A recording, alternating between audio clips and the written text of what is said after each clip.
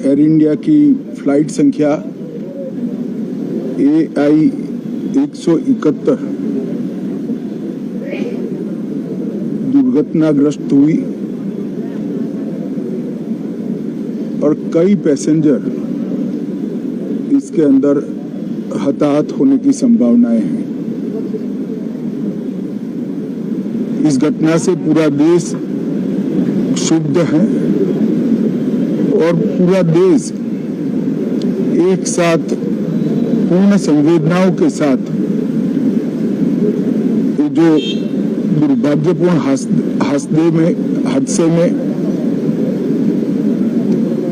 Passenger हताहत हुए हैं, इनके परिजनों के साथ खड़ा है।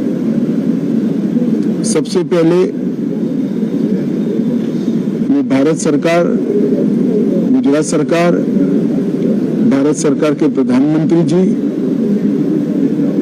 और गुजरात सरकार की ओर से भी जो लोग हताहत हुए हैं, इनके परिजनों के प्रति गहरी संवेदना व्यक्त करता हूं। 10 ही मिनटों में हादसे के भारत सरकार के पास सूचना पहुंची। तुरंत ही मैंने मुख्यमंत्री जी, यहाँ के गृह मंत्री, होम डिपार्टमेंट के control room, civil aviation department, civil aviation मंत्री, सभी से संपर्क किया। प्रधानमंत्री जी का भी तुरंत ही फोन आ गया और भारत सरकार और गुजरात सरकार के सभी डिपार्टमेंट एक साथ होकर राहत और बचाव कार्य में लगे। इस विमान में कुल मिलाकर 230 यात्री देश के और विदेश के और 12 क्रू मेंबर सवार थे। इसमें से एक यात्री का बचने का अच्छा समाचार मिला है, मैं उनको मिलकर आया हूं। मृत्यु का आंकड़ा तो DNA परीक्षण और यात्रियों की पहचान के बाद ही अथॉरिटी अधिकृत रूप से घोषित करेगी, मगर जो यात्री बचा है उसको मैं मिलकर आया हूं। घटना के तुरंत बाद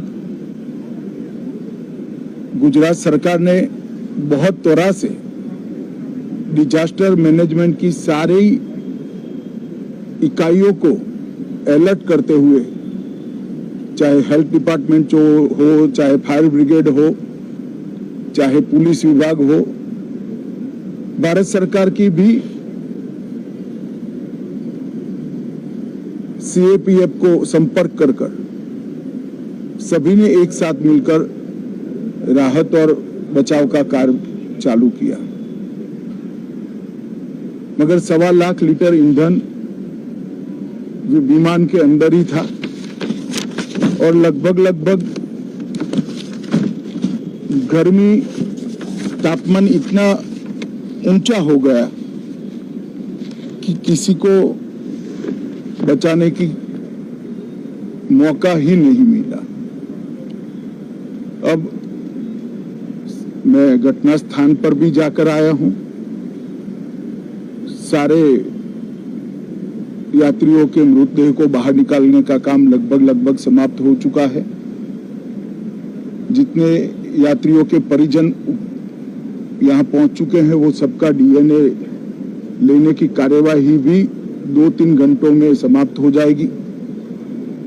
विदेश में जिनके परिजन हैं, उनको सूचना देने की कार्यवाही समाप्त हो चुकी है और जैसे ही पहुंचते हैं उनके भी DNA सैंपल लिए जाएंगे और मृतदेहों की पहचान के लिए जितने मृतदेह मिले हैं, इनके भी DNA सैंपल लेने की कार्यवाही समाप्त हो चुकी है। गुजरात में ही लगभग 1000 के आसपास DNA टेस्ट करने पड़ेंगे। ये सभी टेस्ट करने की क्षमता गुजरात में विकसित है, तो DNA टेस्टिंग के लिए कहीं गुजरात के बाहर जाने की जरूरत नहीं पड़ेगी। गुजरात की FSL और नेशनल फॉरेंसिक साइंस यूनिवर्सिटी दोनों मिलकर कम से कम समय में DNA का परीक्षण पूरा करने के बाद परिवारजनों को अपना परिजन का मृतदेह सौंपने का काम करेंगे। उनके रहने की सुविधा, उनकी सांत्वना की सुविधा, जिनको मेडिकल प्रॉब्लम ट्रॉमा के कारण हुए, इनकी मेडिकल की सुविधा, ये सारी व्यवस्था बहुत सुचारू रूप से हो चुकी है। अभी रिव्यू मीटिंग में सारी व्यवस्थाओं को हम सब मंत्रियों ने साथ में मिलकर देखा है। एविएशन डिपार्टमेंट ने अपनी जांच शुरू कर दी है और जांच तेजी से आगे बढ़े, इसके लिए भी एविएशन मंत्री जी ने सूचनाएं दी है। मैं फिर से एक बार राहत काम में जिन जिन एजेंसियों ने त्वरा के साथ बचाव और राहत का काम किया, वो सभी का धन्यवाद करना चाहता हूं। और फिर से एक बार जिन्होंने अपने परिजनों को गंवाया है, हताहत हुए हैं, वो सभी को मनपूर्वक संवेदनाएं व्यक्त करता हूं। मैं एक बात जरूर कहना चाहता हूं कि ये एक्सीडेंट है, एक्सीडेंट को कोई रोक नहीं सकता, परंतु 365 दिन 24 घंटा इस तरह की घटना के लिए प्रशासन का जो अलर्टनेस है, उसकी कसौटी उसी वक्त होती है जब ऐसी घटनाएं होती है। और आज गुजरात के डिजास्टर मैनेजमेंट की तैयारियों का एक प्रकार से दुर्भाग्यपूर्ण तरीके से मगर कसौटी हुआ और बहुत त्वरा के साथ यहाँ पर काम किया गया, वो पूरे देश के मीडिया के सामने और परिजनों के सामने भी आया है। अंत में मैं फिर से एक बार सम्माननीय प्रधानमंत्री नरेंद्र मोदी जी की ओर से, भारत सरकार और गुजरात सरकार की ओर से सभी हताहत लोगों के परिजनों के प्रति गहरी संवेदना व्यक्त करता हूं। धन्यवाद।